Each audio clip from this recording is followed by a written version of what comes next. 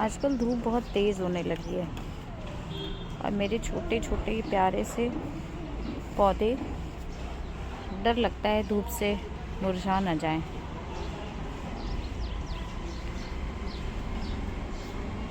शायद अब इन्हें धूप से बचाना होगा।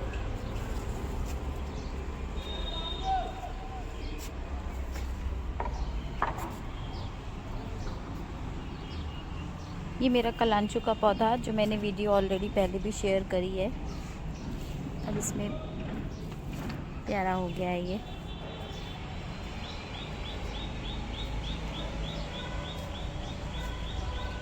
इधर कुछ कम धूप आती है तो ये ठीक है। शायद यही जीवन है। संतुलन हमेशा ज़रूरी होता है जीवन के लिए। न ज़्यादा धूप न ज़्यादा छाँव, क्योंकि यदि ऐसा ना हो तो सुख और दुख का एहसास होना हमें बंद हो जाए। इसलिए थोड़ी बहुत धूप भी ज़रूरी है और छाया भी। तो सब कुछ निर्भर करता है संतुलन पर। वो धूप थी, सूरज की तपिश, उष्णता, ढेर सारी गर्मी, और अब है चांद की शीतलता। प्रकृति ने भी सब कुछ कितना सोच करके रचा है ना। अगर गर्मी है तो उसके साथ सर्दी भी है, सूरज है तो चांद भी है, तपिश है तो बारिश भी है। और जब सब कुछ इसी तरीके से चलता है तभी सही मायने में हमारी ज़िंदगी चलती है। सोच करके देखिए, यदि ऐसा हो कि सिर्फ चांद हो तो भी हम सरवाइव नहीं कर पाएंगे, और यदि सिर्फ सूरज हो तो भी हमारा रहना मुश्किल हो जाएगा। तो कहने का मतलब सिर्फ इतना है कि संतुलन ही जीवन है।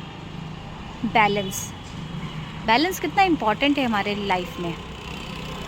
जहाँ पर थोड़ा सा भी इम्बैलेंस हुए नहीं कि ज़िंदगी ने अपना नया रंग दिखाना शुरू किया।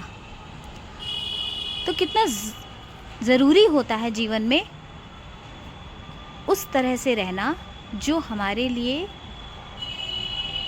हितकर हो, हमारे लिए अच्छा हो, और सिर्फ हमारे लिए ही अच्छा ना हो, सबके लिए अच्छा हो। तभी तो हम सही मायने में संतुलन कह पाएंगे, तभी तो हम बैलेंस्ड कह पाएंगे। अगर हम बैलेंस की बात करते हैं और सिर्फ ध्यान रखते हैं इस बात का कि हमारे लिए अच्छा हो, तो भी वो बैलेंस कहाँ हुआ। हम कभी खुश भी अकेले नहीं हो सकते, दुखी हैं तो कभी खुश वापस हो ही नहीं सकते अगर हमारा दुख बांटने वाला कोई ना हो, और खुश हैं तो अकेले खुश भी नहीं हो सकते। यहाँ पर भी बैलेंस चाहिए।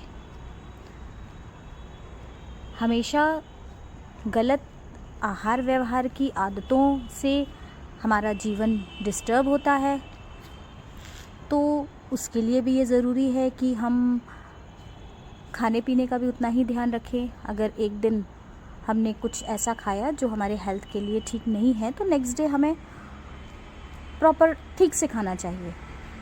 वहाँ पर भी बैलेंस काम करता है। ओवरऑल कहने का मतलब है संतुलन ही जीवन है।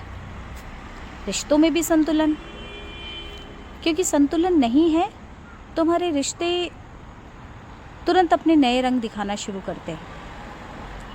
तो रिश्तों में भी संतुलन की ज़रूरत है। थोड़ा सा इम्बैलेंस हुआ नहीं कि कोर्ट कचहरी से लेकर के पुलिस थाने तक के चक्कर लगने लगे। ऐसा हम लोग ने बहुत देखा भी है। तो इतनी बड़ी सी सीख जो हमें ये प्रकृति देती है, इतनी बड़ी सीख जो हमें ईश्वर ने अपने आप ही दी है, तो सोच करके देखिए कि अगर हम लोग कुछ सीखना चाहते हैं, कुछ करना चाहते हैं, कुछ समझना चाहते हैं, तो कहाँ ज़रूरत है किसी बड़े ट्यूटर की, किसी टीचर की, किसी स्कूल कॉलेज की, बड़ी बड़ी किताबों के ढेर की, बड़ी बड़ी डिग्रियों की। बस चाह होनी चाहिए सीखने की, चाह होनी चाहिए इस अनकहे से शिक्षक से बहुत कुछ सीखने की। अवेयरनेस होनी चाहिए प्रकृति को पहचानने की। ईश्वर ने तो यहाँ वहाँ हर जगह टीचर्स बिठा रखे हैं।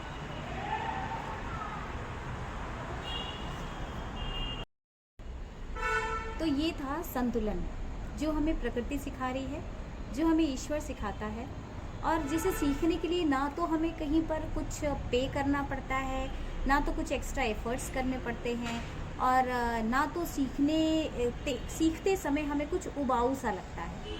लेकिन चाहिए क्या? चाहिए सिर्फ इतना, जहाँ हम सारी चीज़ों को देखते हुए बस गुजर ना जाएं, थोड़ी देर रुके, समझने की कोशिश करें कि आखिर ये प्रकृति हमसे कह क्या रही है, ये जीवन हमसे कह क्या रहा है। और सही मायने में अगर हम ह्यूमन बीइंग्स हैं तो हमें इतना अवेयरनेस हमारे अंदर होनी भी चाहिए कि हम इस अनकही सी बात को भी समझ सकें, इस अनकहे से संगीत को भी सुन सकें। तो सही मायने में तभी हम कह पाएंगे कि हम मनुष्य हैं।